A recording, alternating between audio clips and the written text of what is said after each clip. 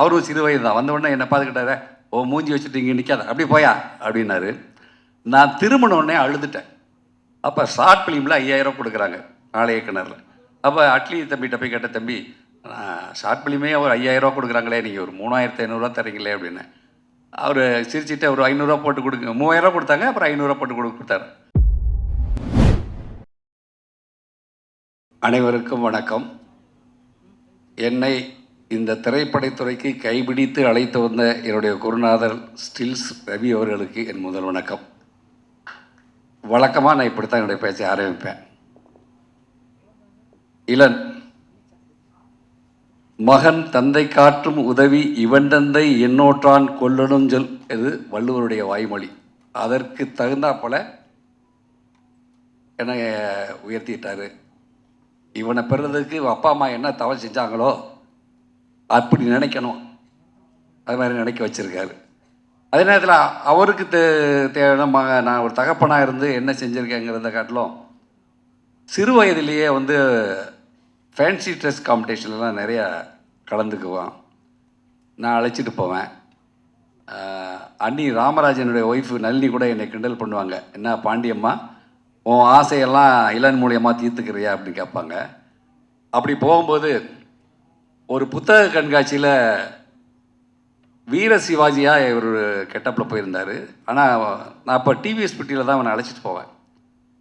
முருகர் கெட்ட போட்டு போன வண்டியில் அழைச்சிட்டு போனால் பஸ்ஸில் இருக்கவங்களாம் அவனை பார்த்து கும்பிடுவாங்க. அந்த மாதிரி ஒரு நிகழ்வுகள் நடக்கும் நிறையா. ஒவ்வொரு சிவாஜி கணேசன்லாம் இவருக்கு தெரியாது, சிவாஜி கணேசன் பார்த்தே கிடையாது. ஆனால் அந்த கேசட்டை வாங்கி போட்டு பார்த்துட்டு அதே ஃபாலோ பண்ணிவிட்டு எல்லா ஃபேன்சி ட்ரெஸ்ஸும் கூட்டி போவேன். ஒரு தடவை மேக்கப் போட்டு இருக்கும்போது ஒரே தலைவலிப்பா அப்படின்னா, நான் போய் அந்த கிரீடம் விழுந்துடக்கூடாதுங்கிறக்க அதை பிடிச்சேன். கையெடுங்க அப்படின்னா, என்னன்னு கேட்டேன். ஸ்டேஜில் நீங்களா பிடிப்பீங்கன்னு கேட்டான். அது ஒரு 6 வயசு தான் இருக்கும். அந்த மாதிரி ஒரு கான்ஃபிடென்ஸாக இது இருந்தால் இவர் படிக்க வச்சு ஏரோநாட்டிக்கல் போயிட்டார். மெரிட்டில் தான் போனார். இடையில ஷார்ட் ஃபிலிமும் என்னை வச்சு எடுத்தார். அந்த படிப்புலேருந்து எங்கே விலகி போயிடுவானோங்கிற பயத்தில் நான் சொன்னேன், நீ படிப்பை முடிக்காமல் இந்த துறைக்கு வராத, நான்லாம் 35-40 ஆண்டுகளாக இருக்கேன், நான் இன்னும் அந்த நிலைக்கு வரல அப்படிங்கிறத கொஞ்சம் நிலைமையெல்லாம் எடுத்து சொன்னேன். அதுக்கு அவர் கேட்ட ஒரு பதில், பட்டப்படிப்பை முடிச்சுட்டு வேலை இல்லாமல் ஒரு 4 வருஷம் நான் வீட்டில் இருந்தேன்னா எனக்கு சோறு போடுவீங்களா போட மாட்டீங்களா? கண்டிப்பாக போடுவோம். அது மாதிரி நினச்சிக்கிட்டு 2 வருஷம் கொடுங்க, நான் இயக்குனர் ஆகி காட்டுறேன்னாரு.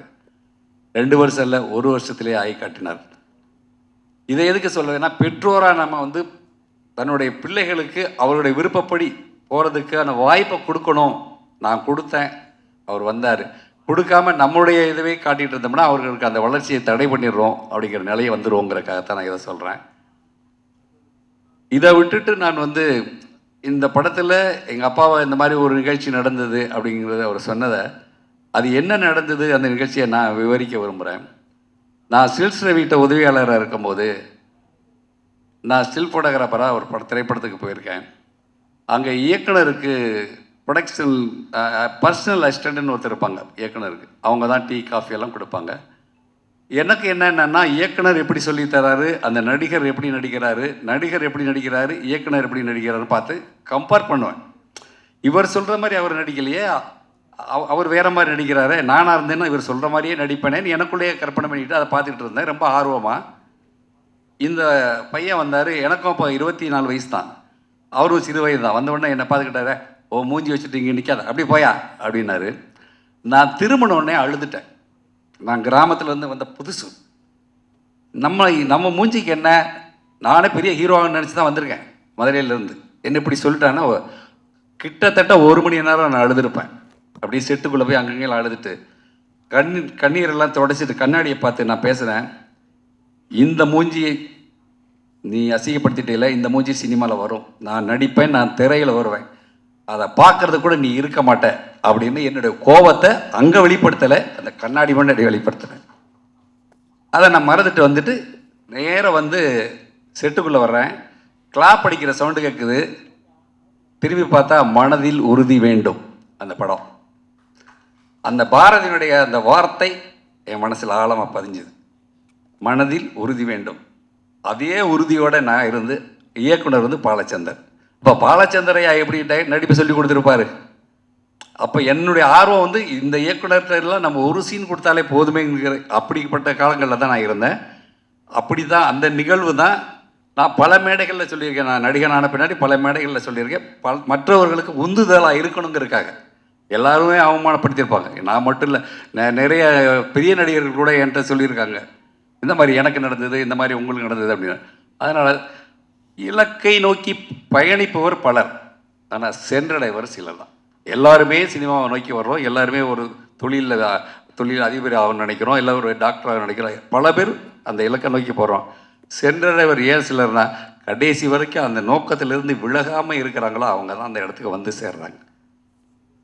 இன்றைக்கு இந்த நிலைக்கு வந்து இவர் மகன் இந்த நிலைக்கு வந்திருக்கிறது எனக்கு பெருமைக்குரிய விஷயம். நான் ஒரு 1 ஹவருக்கு முன்னாடி கூட அந்த புகைப்பட நண்பர்களோட பேசிகிட்டு இருக்கும்போது என்னுடைய அந்த ஆர்வம் அங்கேருந்து தான் நான் இங்கே வந்திருக்கேன். அப்போ அவங்கள்ட்ட சொன்னேன், ஆடுன காலும் பாடுன வாயும் சும்மா இருக்காத மாதிரி எனக்கும் கை சும்மா இருக்கல, நான் என் செல்ஃபோன்லேயாவது ஃபோட்டோ எடுக்கிறேன்னு சொல்லிட்டு அந்த ஒரு நண்பரை புகைப்படம் எடுத்தேன்.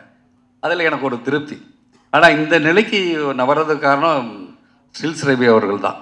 ஏன்னா அவர் ஒவ்வொரு நொடியிலையும் வந்து தொழில் அக்கறையில் தான் இருப்பார். நான் ஷாட்டில் போயிட்டு படம் எடுக்கிற நேரத்தில் யாராவது ஒரு சின்ன சீன் நடிக்கணும்னா கேமரா போட்டு நடிக்க போய் அடியெல்லாம் வாங்கியிருக்கேன்.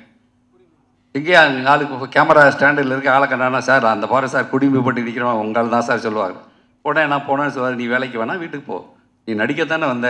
இல்லைண்ணே இனிமேல் அப்படி பண்ண மாட்டேனே அப்படின்னு கையை காலில் பிடிச்சி விழுந்து திருப்பி மறுபடியும் வேலைக்கு சேர்ந்துக்குவேன்.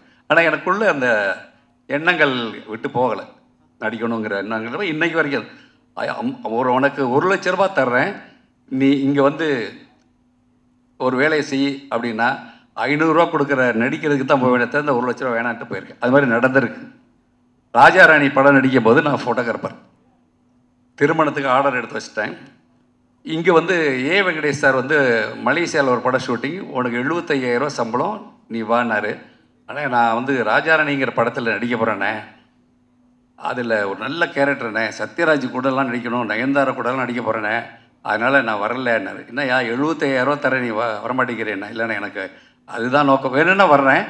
12ஆம் தேதி இங்கே ஷூட் வச்சுருக்காங்க, மலேசியாவிலேருந்து எனக்கு ஒரு டிக்கெட் போட்டு அனுப்பிச்சிருக்கேன், இங்கே வந்துடுறேன், யாராவது அசிஸ்டண்ட் அனுப்பிச்சிட்றேன் அப்படின்னு.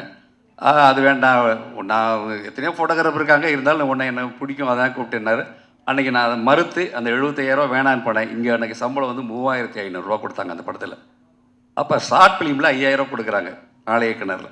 அப்போ அட்லி தம்பிகிட்ட போய் கேட்ட, தம்பி ஷார்ட் ஃபிலிமே ஒரு 5,000 ரூபா கொடுக்குறாங்களே, நீங்கள் ஒரு 3,500 ரூபா தரீங்களே அப்படின்னு.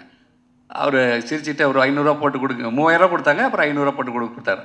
அந்த கேஷியர் என்கிட்ட அந்த வவுச்சர் எழுதும்போது சொன்னார், இந்த 3,500 ரூபாய்க்கு நீ ஃபீல் பண்ணுற இந்த திரைப்படம் ரிலீஸ் ஆன பின்னாடி கூட ஒரு சைவர் சேர்த்துக்க வாங்குவேன்னாரு. நான் வாங்குகிறேன். அப்போ அவர் எவ்வளோ கான்ஃபிடென்ஸாக சொன்னார், எல்லாருமே ஒரு கான்ஃபிடென்ஸ், அவர் அந்த கான்ஃபிடென்ஸோடு சொன்னார், இதுக்கு பின்னாடி ஒரு சைவர் சேர்த்துக்க பாண்டியன் நீ வாங்குவேன் அப்படின்னாரு. 100வது நாள் விழாவுக்கு போகிறோம். நான் நடிகனா ஒரு 100வது நாள் ஃபங்க்ஷனுக்கு போகிறது அதுதான் முதல் இது. இப்போ போன போது ஆர்யா தான் என்னை கூப்பிட்டு போய் ரிசீவ் பண்ணி வச்சார். ஃபங்க்ஷனில் நடந்தது. யூகி சேத் அண்ணன் வந்தார். அவர் வந்து யார் இந்த ஆர்டிஸ்ட்னு பார்க்குறதுக்கு தான் நான் வந்தேன் அப்படின்னாரு. நான் தான் அப்படி சொன்னேன். நான் உடனே ஒரு பெருமையாக வந்து பந்தா பாண்டின்னு ஒரு விசிட்டிங் கார்டு அடித்து வச்சுருந்தேன். அடைமொழி இருந்தால் தான் சினிமாவில் நடிகராக முடியும் அப்படின்னு ஒரு கற்பனையில். அவர் வாங்கி பார்த்தோன்னு சொன்னார், நீ ஒன்றும் காமெடின்னு கிடையாது, ஒன்று பெரிய நடிகன், நீ உனக்குள்ளே என்ன வாய்ஸு என்ன பர்ஃபார்மன்ஸு, நீ ஏன் அதை வச்சுக்கிட்டு இருக்க, இன்னையிலேருந்து நீ ராஜாராணி பாண்டியன்னு வச்சுக்கன்னாரு. அவர் வச்ச பேர் தான் ராஜாராணி பாண்டியன். அன்னையிலேருந்து ராஜாராணி பாண்டியன் மாதிரி. தேங்க்ஸ் யூகி சேத் அண்ணா. என்றைக்குமே நம்ம ஒவ்வொரு விஷயத்துக்குமே நம்ம ஒரு நன்றி ஒருத்தர் செஞ்சாங்களோ அதை நினச்சிக்கிட்டே இருந்தால் நம்ம வாழ்க்கை தன்னால் போயிடும். அதில் எந்த மாற்றமும் கிடையாது. இந்த வாய்ப்பை கொடுத்த தயாரிப்பாளர், அவர் பேரை சொல்கிறதுன்னா பேர்லாம் எனக்கு நினைவில் இல்லை. ஏன்னா அவரை பார்த்ததே 2வது தடவை 3வது தடவை பார்த்தேன். அதே மாதிரி கதாநாயகிகளோ கவின் தவிர, ஏன்னா கவின் எனக்கு ஏன் டக்குன்னு நினைவு வருதுன்னா என் பையன் பேர் கவியரசன், அதனால் கவின் உடனே நினைவுக்கு வந்துடும். மற்ற ஆர்ட் டைரக்டர் அவருக்கும் நன்றி. கூட உழைத்த அத்தனை நல்ல உள்ளங்களுக்கும் நன்றி. அதே மாதிரி உதவி இயக்குனராக இருந்த அந்த அனைவருமே வந்து என்னுடைய பிள்ளைகள் மாதிரி தான். என் மனைவிக்கு வீட்டில் வந்து தான் சாப்பிடுவானுங்க, இது பண்ணுவானுங்க, போயிட்டு அந்த மாதிரி கடைசி வரைக்கும் அவங்களுக்குள்ள இந்த இயக்குனர் உதவி இயக்குனர் எந்த பாகுபாடும் இல்லை. ஆனால் நம்ம காலத்துலலாம் இருந்துச்சு. இயக்குனர் வீட்டுக்கு போனால் வெளியே தான் நிற்கணும். இங்கே அப்படி இல்லை, எல்லாம் ஒன்றா தெரிவாங்க. அந்த பாகுபாடு இல்லாமல் என் பையனும் இப்போ அவங்கள கவனிச்சுக்கிட்டதுக்கு அதுக்காக நான் என் பையனுக்கும் நன்றி சொல்லிக்கிறேன். இந்த வாய்ப்பை கொடுத்த உங்கள் அனைவருக்கும், என்னுடைய பேச்சை கேட்ட பத்திரிகை நண்பர்களுக்கும், இந்த இடத்துல என்னுடைய மகனுங்கிறத பதிவு பண்ணதுக்காகவும் நன்றி. வணக்கம்.